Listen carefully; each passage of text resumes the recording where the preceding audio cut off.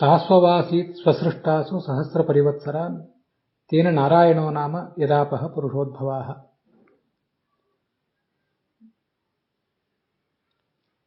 ಭಾಗವತಸ್ಯ ದ್ವಿತೀಯ ಸ್ಕಂಧೆ ದಶಮೇ ಅಧ್ಯಾये ಅಯಂ ಏಕಾದಶಃ ಶ್ಲೋಕಃ ಅದ್ಯ ವ್ಯಾಖ್ಯಾಸ್ಯತೆ. अस्मिन् श्लोके भगवतः नारायणशब्दवाच्यत्वं समर्थितं श्रूयते. स्वेनैव सृष्टासु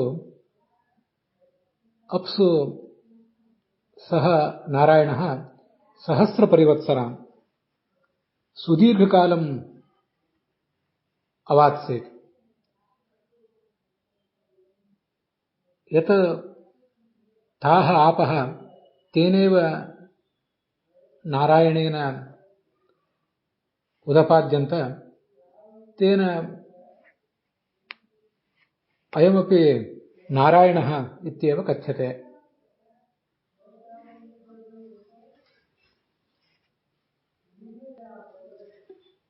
स्वेनैव सृष्टासु तासु अप्सु सः सुदीर्घकालं शिष्ये. अतः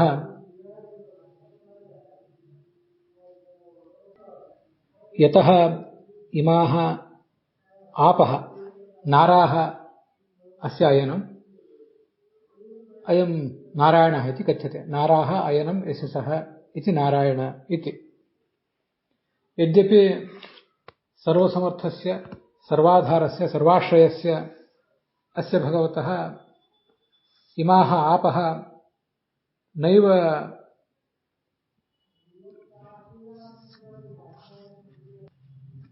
अयनं भवितुं कल्पन्ते. द्रव्यं कर्म च कालः स्वभावः जीवः सर्वे एव एते चेतनाः अचेतनाश्च यस्य अस्य अनुग्रहत एव तिष्ठन्ते. येन उपेक्षिताः नैव स्थातुं प्रभवन्ते तस्य अस्य इमाः स्वेनैव सृष्टाः आपः कथम् अयनं भवितुं प्रभवन्ते. केवलं भगवतः अस्य लीलैव एषा इति अस्मिन् श्लोके संवर्णयति ಭಗವಾನ್ ಸತ್ಯವತಿ ಸುತಃ. ಈ ನೀರಿನಲ್ಲಿ ದೀರ್ಘಕಾಲ ವಾಸ ಮಾಡಿದ, ತಾನೇ ನೀರನ್ನು ಸೃಷ್ಟಿ ಮಾಡಿದ. ಅಲ್ಲಿ 1000 ವರ್ಷ ಕಾಲ ಸಹಸ್ರ ಪರಿವತ್ಸರ ಅಂತಿದೆ, ದೀರ್ಘಕಾಲ ವಾಸ ಮಾಡಿದ.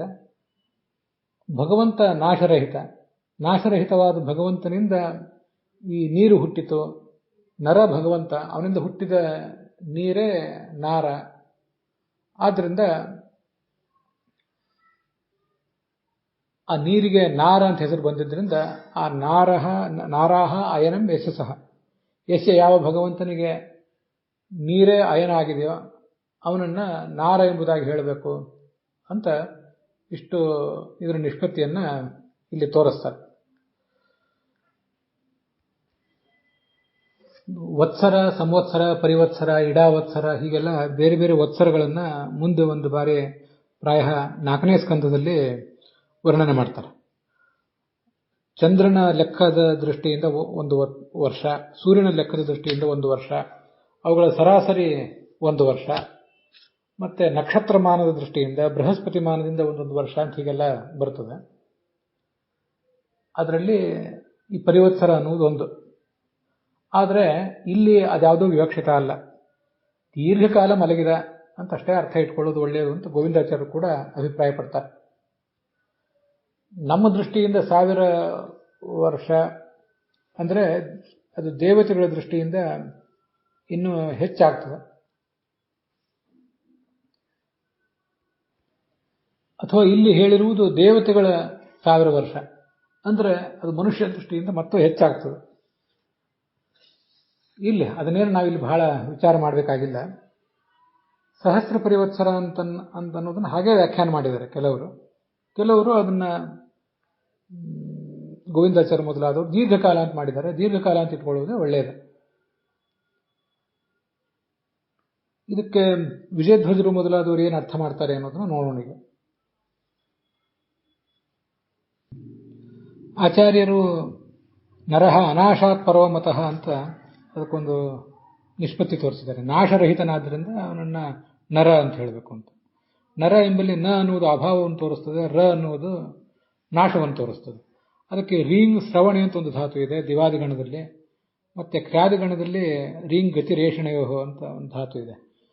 ಅವುಗಳಲ್ಲಿ ಒಂದು ಋಣಾತಿ ಆಗ್ತದೆ ಲಟ್ಲಕಾರ, ಇನ್ನೊಂದು ಋಣೋತಿ ಆಗ್ತದೆ. ಇವೆಲ್ಲ ಏನು ಬಹಳ ದೊಡ್ಡ ವ್ಯತ್ಯಾಸದ ಧಾತುಗಳಲ್ಲ.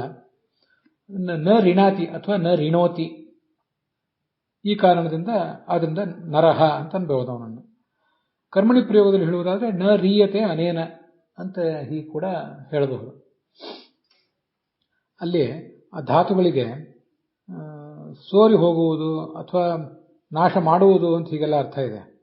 ಆದ್ದರಿಂದ ಋಣೋತಿ ಋಣಾತಿ ಅಂತ ಕರ್ತರಿ ಪ್ರಯೋಗದಲ್ಲಿ ಹೇಳಿದರೆ ನಾಶ ಮಾಡುವುದಿಲ್ಲ ಅಂತ ಅರ್ಥ ಆಗ್ತದೆ. ರೀಯತೆ ಅಂತ ಕರ್ಮಣಿ ಪ್ರಯೋಗದಲ್ಲಿ ಹೇಳಿದರೆ ಚೆನ್ನಾಗಿರ್ತದೆ, ನಾಶ ಮಾಡಲ್ಪಡುವುದಿಲ್ಲ ಅಂತ. ಅದರಿಂದ ಎರಡು ಧಾತುಗಳಲ್ಲೂ ಕೂಡ ರೀಯತೆ ಅಂತಲೇ ಆಗುವುದರಿಂದ ಅನೇನ ಈ ಭಗವಂತನಿಂದ ನ ರೀಯತೆ ನಾಶ ಹೊಂದಲ್ಪಡುವುದಿಲ್ಲ. ಆದ್ದರಿಂದ ಆತನನ್ನು ನರ ಅಂತಂತಾರೆ. ನರೇಣ ಜಾತಾಹ ನಾರಾಹ, ಅವನಿಂದ ಹುಟ್ಟಿದ್ರಿಂದ ನಾರ ಅಂತ ಅದಕ್ಕೊಂದು ಅಣುಪ್ರತ್ಯಯ ಬರ್ತದೆ. ಅಣುಪ್ರತ್ಯಯ ಬಂದು ನಾರ ಅಂತ ಶಬ್ದ ನಿಷ್ಪನ್ನ ಆಗ್ತದೆ.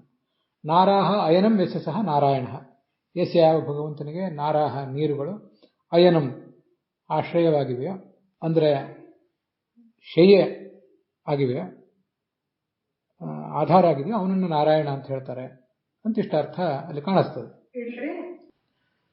ರೀಂಗ್ ಶ್ರವಣೆ ಅಂತನೂ ಒಂದು ಪಾಠ ಇದೆ. ಅದು ಕರ್ತರಿ ಪ್ರಯೋಗದಲ್ಲೇ ರೀಯತೆ ಅಂತ ಆಗ್ತದೆ. ಅದನ್ನೇ ಭಾಗವತ ತಾತ್ಪರ್ಯದ ದೀಪಿಕಾ ವ್ಯಾಖ್ಯಾನದಲ್ಲಿ ತಗೊಂಡಿದ್ದಾರೆ. ನ ರೀಯತೆ ಐತಿ, ನ ರೀಯತೆ ಅಂದರೆ ನ ಕ್ಷೀಯತೆ. ಅದನ್ನೇ ಕೆಲವು ಪುಸ್ತಕಗಳಲ್ಲಿ ರೀಂಗ್ ಕ್ಷಯ ಅಂತಲೂ ಹಾಕಿರಬಹುದು. ಉಳಿದೇನು ಬಹಳ ವ್ಯತ್ಯಾಸ ಇಲ್ಲ. ಆದ್ದರಿಂದ ಕರ್ತರ್ಥದಲ್ಲೇ ನರ ಎಂಬ ಶಬ್ದವನ್ನು ನಿಷ್ಪತ್ತಿ ಮಾಡಿದ್ದಾರೆ. ನಾನು ಆವಾಗ ಹೇಳಿದ್ದು ಕರ್ಮಾರ್ಥದಲ್ಲಿ. ಅವುಗಳಲ್ಲೆಲ್ಲ ಬಹಳ ವ್ಯತ್ಯಾಸ ಏನಿಲ್ಲ. ನಾಶ ಮಾಡಲ್ಪಡುವುದಿಲ್ಲ ಅಂತಾಗಲಿ ಅಥವಾ ಸ್ವಯಂ ತಾನು ನಾಶ ಆಗುವುದಿಲ್ಲ ಅಂತಾಗಲಿ ಯಾವ ಅರ್ಥ ಇಟ್ಕೊಂಡ್ರೂ ನರ ಅನ್ನೋ ಶಬ್ದ ನಿಷ್ಪನ್ನ ಆಗ್ತದೆ. ಇದಲ್ಲದೇ ನರ ಅನ್ನೋ ಶಬ್ದಕ್ಕೆ ಬೇರೆ ಕೆಲವು ಅರ್ಥಗಳಿವೆ, ಅದು ನಮಗೆ ಗೊತ್ತಿರಬೇಕು ಅಂತ ಹೇಳಿದೆ ಅಷ್ಟೇ. ಇಲ್ಲಿ ಆಚಾರ್ಯನೇನು ಹೇಳಲಿಲ್ಲ, ಆ ಅರ್ಥ ಪ್ರಸಿದ್ಧವಾದದ್ದು. ನೃಣಾತಿ ಅಂತ, ನೃ ನಯೆ ಅಂತ ಮತ್ತೊಂದು ಧಾತು ಇದೆ. ಯಾರು ಮುನ್ನಡೆಸ್ತಾನೋ ಅವನು ಅಂತ ಅದಕ್ಕೆ ಅರ್ಥ ಆಗಬಹುದು. ಜಗತ್ತೆಲ್ಲವನ್ನೂ ಮುನ್ನಡೆಸುವುದರಿಂದ ಭಗವಂತನಿಗೆ ನಾರ ಅಂತ ಹೆಸರು, ನರ ಅಂತ ಹೆಸರು. ಅವನಿಂದ ಹುಟ್ಟಿದ್ದೇ ನಾರ ಅಂತ ಆ ಅರ್ಥವನ್ನು ತಗೊಳ್ಬಹುದು. ಆದರೆ ಆಚಾರ್ಯ ಇಲ್ಲಿ ಹೇಳಿದ ಅರ್ಥ ನಾಶರಹಿತನಾದವನು ನರ ಅಂತ. ಅದು ನಮ್ಗೆ ಗೊತ್ತಿದ್ರೆ ಸಾಕು. ನಾರಾಯಣ ಎಂಬ ಶಬ್ದಕ್ಕೆ ಬೇರೆ ಬೇರೆ ಮೂಲಗಳಿಂದ ಬೇರೆ ಬೇರೆ ಅರ್ಥಗಳನ್ನು ಈಗ ನೋಡೋಣ. ಅಂದರೆ ಈ ಪ್ರಸಂಗದಲ್ಲಿ ಒಟ್ಟಾರೆ ನಾರಾಯಣ ಶಬ್ದಕ್ಕೆ ಸಿಗುವ ಎಲ್ಲ ಅರ್ಥಗಳನ್ನು ನೋಡಿದಂತಾಗ್ತದೆ. ಐತರಿಯ ಉಪನಿಷತ್ ಭಾಷ್ಯದಲ್ಲಿ ನಾರಾಯಣ ಶಬ್ದ ಅನ್ನೋದು ಅಕಾರದ ವ್ಯಾಖ್ಯಾನ ಅಂತ ವರ್ಣನೆ ಮಾಡುವ ಒಂದು ಪ್ರಸಂಗ ಇದೆ. ಏಕಾರ್ಥತ್ವಾದ ಅಕಾರೋಸೌ ನಕಾರತ್ವಮುಪಾಗತಃ ದೀರ್ಘೀಭೂತಃ ಪುನಸ್ತೇನೇ ವಾಕಾರೇಣ ಸಹಸ್ಥಿತಃ ಅಂತ ಹೀಗೆ ಒಂದು 4-5 ಶ್ಲೋಕಗಳಿಂದ ಅದರ ಅರ್ಥ ಹೇಳ್ತಾರೆ. ನಾರಾಯಣ ಎಂಬಲ್ಲಿ ಈಗ ನಾವು ನೋಡುವ ಅರ್ಥ ಉಳಿದೆಲ್ಲ ಅರ್ಥಗಳಿಗಿಂತ ವಿಚಿತ್ರವಾದದ್ದು. ನ ಅ ರ ಅ ಯ ಅ ನ ಅ ಹೀಗೆಲ್ಲ ಕಡೆ ಛೇದ ಮಾಡ್ತಾ ಹೋಗುವುದು ಅಂತ ಅದರ ಅರ್ಥ. ನ ಎಂಬಲ್ಲಿ ಅಕಾರ ಇದೆ, ಹಾಗೆ ನಕಾರ ಇದೆ. ಅವೆರಡಕ್ಕೂ ಕೂಡ ಅರ್ಥ ಒಂದೇ, ಭಿನ್ನ ಅಂತ ಅರ್ಥ. ಅವೆರಡೂ ಸೇರಿ ದೀರ್ಘ ಆದವು. ರೀಂ ಕ್ಷಯ ಎಂಬ ಧಾತುವಿನಿಂದ ಹುಟ್ಟಿ ಕ್ಷಯ ಎಂಬ ಅರ್ಥವನ್ನು ಹೇಳ್ತದೆ ರಕಾರ. ಅದಕ್ಕೂ ಕೂಡ ರಾ ಅಂತ ಪ್ರಯೋಗ ಮಾಡಿದರೆ ದೀರ್ಘ ಆಗ್ತದೆ, ನಾ ರಾ ಅಂತ ಆಗ್ತದೆ. ಅದಕ್ಕೂ ನಾಶರಹಿತನಾದವನು, ರ ಅಂದರೆ ನಾಶವುಳ್ಳವನು. ನಿಷೇಧ ಮತ್ತೆ ಅಕಾರ ಅನ್ನೋದು ನಿಷೇಧವನ್ನು ಸೂಚನೆ ಮಾಡ್ತದೆ. ಹಾಗಾಗಿ ನಾಶರಹಿತ ಅನ್ನೋ ಅರ್ಥವನ್ನು ಹೇಳ್ತದೆ. ಯ ಅನ್ನುವುದು ಯಾ ಪ್ರಾಪಣೆ ಧಾತುವಿನಿಂದ ಬಂದದ್ದು. ಅದು ಪ್ರಾಪಣ ಅಂದರೆ ತೆಗೆದುಕೊಂಡು ಹೋಗುವುದು, ಕಳೆಯುವುದು ಅಂತ ಹೀಗೆ ಅರ್ಥ ಆಗ್ತದೆ. ಆವಾಗ ಅದಕ್ಕೆ ನಾಶ ಅಂತ ಅರ್ಥ ಆಗ್ತದೆ. ಹೀಗೆ ಅಲ್ಲಿಯೂ ಕೂಡ ಮತ್ತೆ ಅಕಾರವನ್ನು ಸೇರಿಸಿದಾಗ ನಾಶರಹಿತ ಅಂತ ಅರ್ಥ ಆಗ್ತದೆ.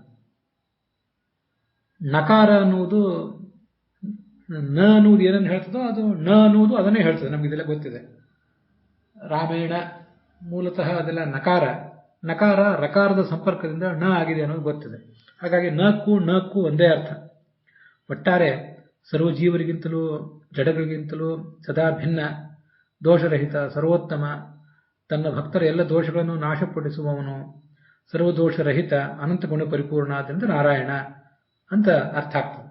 ಇದೊಂದು ಅದ್ಭುತವಾದ ಅರ್ಥ. ನ ರ ಯ ನ ಈ ಅಕ್ಷರಗಳನ್ನು ಆಧರಿಸಿದಂತಹ ಅರ್ಥ ಇದು.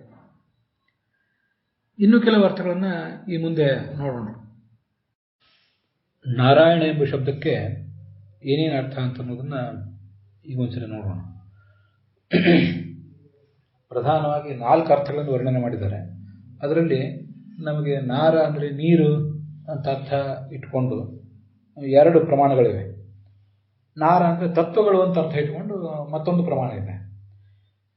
ಈಗ ವಿಷ್ಣು ಈ ಬ್ರಹ್ಮಸೂತ್ರ ಭಾಷ್ಯದಲ್ಲಿ ಬಂದಿರುವಂತೆ ಆಪೋ ನಾರಾಯಿತಿ ಪ್ರೋಕ್ತಾ ತಾಸಾಮಯನಮಾದಿತಃ ಯತಸ್ತ್ವಂ ಭೂತಭವ್ಯೇಶ. ಶ್ಲೋಕದ ಪಾಠ ಹೀಗಿದೆ: ಆಪೋ ನಾರಾಯಿತಿ ಪ್ರೋಕ್ತಾ ಆಪೋ ವೈ ನರಸೂನವಃ ಅಯನಂ ತಸ್ಯತಾ ಪೂರ್ವಂ ತೇನ ನಾರಾಯಣ ಸ್ಮೃತಃ ಅಂತ. ಇದು ಪ್ರಾಯ ವ್ಯಾಸಸ್ಮೃತಿಯಲ್ಲಿ ಬಂದಿರುವಂತಹ ಶ್ಲೋಕ. ನರ ಅಂದರೆ ನಾಶರಹಿತನಾದ ಭಗವಂತ. ಆಪಹ ನಾರಾಯಿತಿ ಪ್ರೋಕ್ತಾಹ, ಈ ನೀರನ್ನ ಭಗವಂತನಿಂದ ಹುಟ್ಟಿದ್ರಿಂದ, ನರನಿಂದ ಹುಟ್ಟಿದ್ರಿಂದ ನೀರಿಗೆ ನಾರ ಅಂತ ಹೇಳ್ತಾರೆ. ಯಾಕಂದ್ರೆ ಆಪುವೈ ನರಸೂನವಃ, ಭಗವಂತನ ಮಕ್ಕಳು ಅಂತ, ಅವನಿಂದ ಹುಟ್ಟಿದ್ದು ಅಂತ. ಅಯನಂ ತಸ್ಯ ತಾಹ ಪೂರ್ವಂ ಪ್ರಳಯ ಕಾಲದಲ್ಲಿ, ತಸ್ಯ ಆ ಭಗವಂತನಿಗೆ, ತಾಹ ಆಪಹ ಆ ನೀರುಗಳು, ಅಯನಂ ಆಶ್ರಯವಾಗಿವೆ. ಆದ್ದರಿಂದ ಇಲ್ಲಿ ನಾರಾಯಣ ಶಬ್ದದಿಂದ ಅವನು ವಾಚ್ಯನಾಗ್ತಾನೆ. ಇಲ್ಲಿ ನಾವು ಮಾಡಿರುವುದು ಬಹುರೀಹಿ ಸಮಾಸ. ನಾರಾಹ ಅಯನಂ ಯಸ್ಯ ಸಹ ನಾರಾಯಣ ಅಂತ. ನಾರಾಹ ಅಂದರೆ ನೀರುಗಳು, ಯಸ್ಯ ಯಾವ ಭಗವಂತನಿಗೆ, ಅಯನಂ ಆಶ್ರಯವಾಗಿವೆಯೋ, ಸಹ ಅವನು ನಾರಾಯಣನು ಎಂಬುದಾಗಿ ಇದು ಬಹುರೀಹಿ ಸಮಾಸ ಮಾಡಿದ ಅರ್ಥ. ಇನ್ನೊಂದು ಹರಿವಂಶದ ಶ್ಲೋಕ ಇದೆ, ಅದು ಹೆಚ್ಚು ಬಳಕೆಯಲ್ಲಿಲ್ಲ. ನಾರಾ ಆಪಸಮಾಖ್ಯಾ ತಾಸಾಮಯನಮಾದಿತಃ ಯತಸ್ತ್ವಂ ಭೂತಭವ್ಯೇಶ ತನ್ನಾರಾಯಣ ಶಬ್ದಿತಃ ಅಂತ. ಇದು ಬಹುರೀಹಿ ಸಮಾಸವನ್ನು ಅವಲಂಬಿಸಿದೆ, ಷಷ್ಠಿ ತತ್ಪುರುಷ ಸಮಾಸವನ್ನು ಅವಲಂಬಿಸಿರುವಂತಹ ಒಂದು ವಿಗ್ರಹವಾಕ್ಯ ಮತ್ತು ಅರ್ಥ. ಈಗ ನಾರಾಹ ಆಪಸಮಾಖ್ಯಾತ, ಈ ಅಪ್ಪು ಎಂಬ ಶಬ್ದದಿಂದ ನಾವು ನಾರ ಎಂಬ ಶಬ್ದದಿಂದ ನೀರನ್ನು ಇಟ್ಕೊಳ್ಬೇಕು. ಯಾಕೆಂದ್ರೆ ಅವು ಕೂಡ ಭಗವಂತನಿಂದ ಹುಟ್ಟಿದ್ದು. ಅದೇನೇ ಇರಲಿ, ಅಲ್ಲಿ ಯಾಕೆ ಹುಟ್ಟಿದ್ದು, ಯಾವ ಹುಟ್ಟಿದ್ದು ಅಂತ ಅನ್ನೋದನ್ನು ಅಲ್ಲೇನು ಹೇಳಿಲ್ಲ ಹರಿವಂಶದಲ್ಲಿ. ತಾಸಾಂ ಅಯನಂ ಆದಿತಃ, ಆ ನೀರಿಗೆ ಈ ಭಗವಂತ ಆದಿಕಾಲದಿಂದಲೂ ಅಯನನಾಗಿದ್ದಾನೆ, ಆಶ್ರಯನಾಗಿದ್ದಾನೆ. ಯತಸ್ತ್ವಂ ಭೂತಭವ್ಯೇಶ, ಹಿಂದಿನ ಇಂದಿನ ಮುಂದಿನ ಎಲ್ಲದಕ್ಕೂ ಒಡೆಯನಾದ ಭಗವಂತನೇ ಆ ನೀರಿಗೆ ನೀನು ಆಶ್ರಯನಾದ್ರಿಂದ ತನ್ನಾರಾಯಣ ಶಬ್ದತಃ, ಅದನ್ನ ನಾರಾಯಣ ಎಂಬ ಶಬ್ದದಿಂದ ನೀನು ವಾಚ್ಯನಾಗಿದ್ದಿ ಅಂತ ಇನ್ನೊಂದು ಅರ್ಥ ಇದೆ. ಇಲ್ಲಿ ನಾರಾಯಣಂ ಅಯನಂ ನಾರಾಯಣ, ಅದನ್ನು ನಪುಂಸಕಲಿಂಗ ಇಟ್ಕೊಂಡು ಆಮೇಲೆ ನಾರಾಯಣ ಅಂತ ಮಾಡ್ಕೋಬಹುದು. ಅಥವಾ ನಮಗೆ ವ್ಯಾಕರಣದ ಲೆವೆಲನ್ನು ಮೀರಿದವರಿಗೆ ಅದು ದೊಡ್ಡ ವಿಷಯನೇ ಅಲ್ಲ. ನಾರಾಯಣಂ ಅಯನಃ ನಾರಾಯಣ ಅಂತ ಪುಲ್ಲಿಂಗದಲ್ಲೇ ಅದನ್ನು ಮಾಡಬಹುದು. ಅಯನ ಶಬ್ದವನ್ನು 2 ಲಿಂಗದಲ್ಲೂ ಇದೆ ಅಂತ ಅನ್ನೋದನ್ನ ಎಲ್ಲ ದೊಡ್ಡ ಜ್ಞಾನಿಗಳು, ಇವತ್ತಿನವರು ಹಿಂದಿನವರು ಒಪ್ಪಿದ್ದಾರೆ. ಅದನ್ನು ನಾರಾಯಣಂ ಅಯನಃ ನಾರಾಯಣ ಅಂತ ಷಷ್ಠಿ ತತ್ಪುರುಷವನ್ನು ಅವಲಂಬಿಸಿದೆ ಇದರ್ಥ ಹರಿವಂಶದಲ್ಲಿ ಕಂಡಿರೋದು.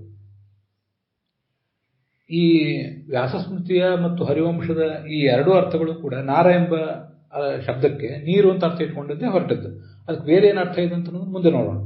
ಇದಲ್ಲದೇನೆ ಮಹಾಭಾರತದ ಉದ್ಯೋಗ ಪರ್ವದಲ್ಲಿ ಮತ್ತೊಂದು ಅರ್ಥ ಇದೆ. ನರಾಜ್ಜಾತಾನಿ ತತ್ವಾನಿ ನಾರಾಯಣೀತಿ ತಥೋವಿದು ತಾನೇವ ಚಾಯನಂ ತಸ್ಯ ತಸ್ಮಾನ್ ನಾರಾಯಣ ಸ್ಮೃತಃ ಅಂತ. ಇದು ಈ ಅರ್ಥ ಈ ಹಿಂದಿನ ಎಲ್ಲ ಅರ್ಥಗಳಿಗಿಂತಲೂ ಹೆಚ್ಚು ವ್ಯಾಪಕವಾದ ಅರ್ಥ. ನಮ್ಗೆ ತಲೆಯಲ್ಲಿ ಇರಬೇಕಾದದ್ದು ಈ ಅರ್ಥ. ತತ್ವಾನಿ, ಜಗತ್ತಿನಲ್ಲಿರೋ ಎಲ್ಲ ತತ್ವಗಳು ಮುಗಿದೋಯ್ತು ಅಲ್ಲಿಗೆ. ಲಕ್ಷ್ಮೀದೇವಿಯಿಂದ ಆರಂಭ ಮಾಡಿಕೊಂಡು ಎಲ್ಲ 24 ತತ್ವಗಳು, ಜಡಗಳು, ಚೇತನಗಳು, ಎಲ್ಲ ದೈತ್ಯರು, ದಾನವರು, ತಮಯೋಗ್ಯರು, ಯಾರು ಬೇಕಾದ್ರೂ ಇರಲಿ, ಎಲ್ಲವೂ ತತ್ವಗಳೇ. ತತ್ವಗಳೆಲ್ಲವೂ ಕೂಡ ನರಾಜ್ಜಾತಾನೆ. ನರ ಅಂದರೆ ನಾಶರಹಿತನಾದ ಭಗವಂತ, ಅವನಿಂದ ಹುಟ್ಟಿದ್ದು. ಆದ್ರಿಂದ ಅವುಗಳಿಗೆ ನಾರಗಳು ಅಂತ ಹೆಸರು. ನರಾತ್ ಜಾತಾನಿ ಇತಿ ನಾರಾಯಣಿ ಅಥವಾ ನರಸೇಮಾನಿ ನಾರಾಯಣಿ ಅಂತ. ತಾನ್ಯೇವಚ ಅಯನಂ ತಸ್ಯ. ಈ ಎಲ್ಲ ತತ್ವಗಳು ಕೂಡ ಲಕ್ಷ್ಮೀದೇವಿಯಿಂದ ಆರಂಭ ಮಾಡಿಕೊಂಡು ಜಡ, ಚೇತನ, ಮತ್ತೆ ಸಾತ್ವಿಕರು, ರಾಜಸರು, ತಾಮಸರು, ಹೀಗೆ ಎಲ್ಲವೂ ಕೂಡ ಸ್ಥಾವರ, ಜಂಗಮ ಎಲ್ಲವೂ ಕೂಡ ಭಗವಂತನಿಗೆ ಅಯನ ಆಗಿದೆ. ಅಯನ ಆಗಿರುವುದು ಅಂದ್ರೆ ಅವನು ಸಂವಿಧಾನಕ್ಕೆ ಪಾತ್ರ ಆಗಿರುವುದು ಅಂತ ಅರ್ಥ. ಭಗವಂತ ಎಲ್ಲ ಕಡೆ ಇದ್ದಾನೆ. ಅದು ಬೃಹದಾರಣ್ಯಕ ಉಪನಿಷತ್ತಿನಲ್ಲಿ ತಮಸ್ಸು, ತಮೋಭಿಮಾನ್ಯಾದ ದುರ್ಗ, ಎಲ್ಲ ಕಡೆನೂ ದಿಕ್ಕುಗಳಲ್ಲಿ, ನೀರಿನಲ್ಲಿ, ಅಲ್ಲೆಲ್ಲ ಹೇಗೆ ಭಗವಂತ ಇದ್ದಾನೆ, ಅಂತರ್ಯಾಮಿಯಾಗಿದ್ದಾನೆ. ಆದರೆ ಅವುಗಳಿಗೆ ಯಾರಿಗೂ ಈ ಭಗವಂತನ ಬಗ್ಗೆ ಗೊತ್ತಿಲ್ಲ. ಇವನು ಅವುಗಳನ್ನು ಒಳಗೆ ನಿಂತು ನಿಯಮಿಸ್ತಾನೆ ಅಂತ ಅಂತರ್ಯಾಮಿ ಬ್ರಾಹ್ಮಣದಲ್ಲಿ ಬಂದಿದೆ. ಸಮಸ್ತ ಪ್ರಪಂಚವೂ ಕೂಡ ಭಗವಂತನ ಸನ್ನಿಧಾನ ಪಾತ್ರ ಆದ್ದರಿಂದ ತಾನ್ಯೇಚ ಅಯನಂ ತಸ್ಯ ತಸ್ಮಾತ್ ನಾರಾಯಣ ಸ್ಮೃತಃ. ಇಲ್ಲಿ ಮತ್ತೆ ನಾವು ನಾರಾಯಣಿ ಅಯನಂ ಯಶಃ ನಾರಾಯಣ ಬಹುರಿ ಸಮಾಸ ಮಾಡಬೇಕು. ಇಲ್ಲಿ ಜೀವನೂ ಸೇರಿ ಹೋಗ್ತಾನೆ ಇದರಲ್ಲಿ. ಎಲ್ಲ ಜೀವನ ಕೂಡ ಭಗವಂತನ ಸನ್ನಿಧಾನಕ್ಕೆ ಪಾತ್ರನಾದ್ದರಿಂದ ತಾನ್ಯೇವಚ ಅಯನಂ ತಸ್ಯ ನಾರಾಯಣಿ ಅಯನಂ ಯಶಃ ನಾರಾಯಣ ಅಂತ ಬಹುರಿ ಸಮಾಸದಿಂದ ಇನ್ನೊಂದು ಅರ್ಥವನ್ನು ಮಾಡಬೇಕು. ನಾರ ಎಂಬ ಶಬ್ದಕ್ಕೆ ಹೀಗೆ ಎಲ್ಲ ತತ್ವಗಳು ಅಂತ ಅರ್ಥ ಇಟ್ಕೊಂಡು ನಾವು ಒಂದು ಅರ್ಥ ನೋಡಿದ್ವಿ.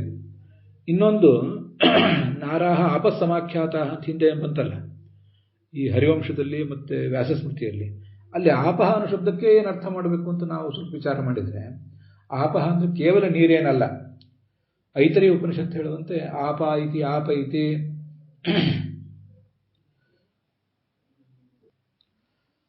ಐ ಬ್ರಹ್ಮವಾಯು ಶಿವಾಹೀಶ ವಿಪೇಂದ್ರ ಆಪ ಇತಿ ಖ್ಯಾತಾ ಸರ್ವೇ ಚ ಅಪವಿಮಾನಿನಃ ವಿಷ್ಣೋರ್ಜಾತಾ ಅಭಾಖ್ಯಕಾ ಅಂತ ಒಂದು ಪ್ರಮಾಣ ಇದೆ.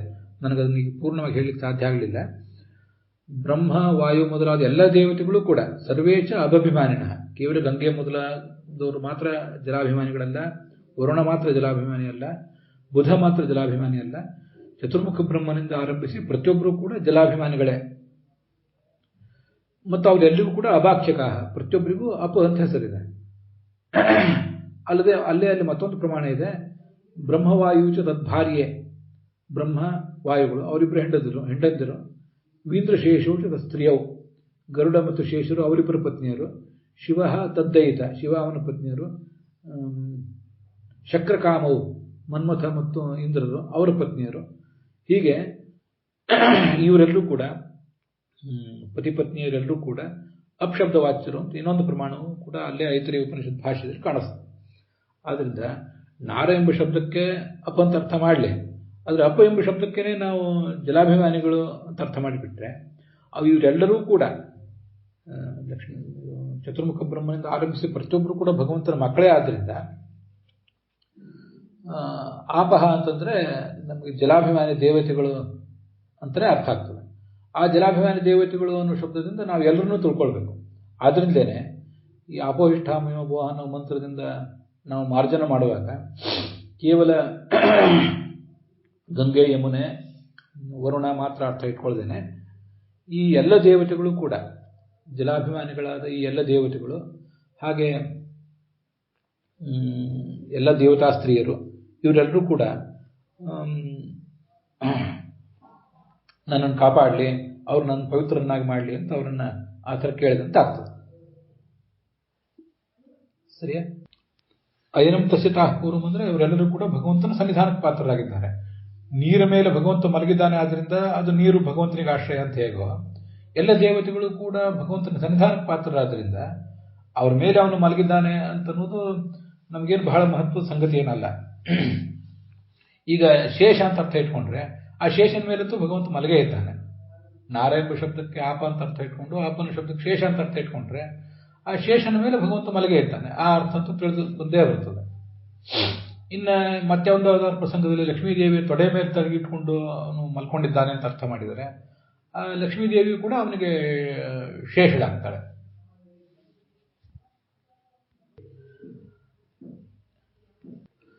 ನಾರಾಹ ಅಂದ್ರೆ ಆಪಹ ಅಂತ ಅರ್ಥ ನೋಡಿದ್ವಿ, ಲಾಪಹ ಅಂದ್ರೆ ನೀರು ಅಂತ ಅರ್ಥ ನೋಡಿದ್ವಿ, ಆಪಹ ಅನ್ನೋದಕ್ಕೆ ಜಲಾಭಿಮಾನಿಗಳಾದ ಎಲ್ಲ ದೇವತೆಗಳು ಅಂತ ಅರ್ಥ ನೋಡಿದ್ವಿ.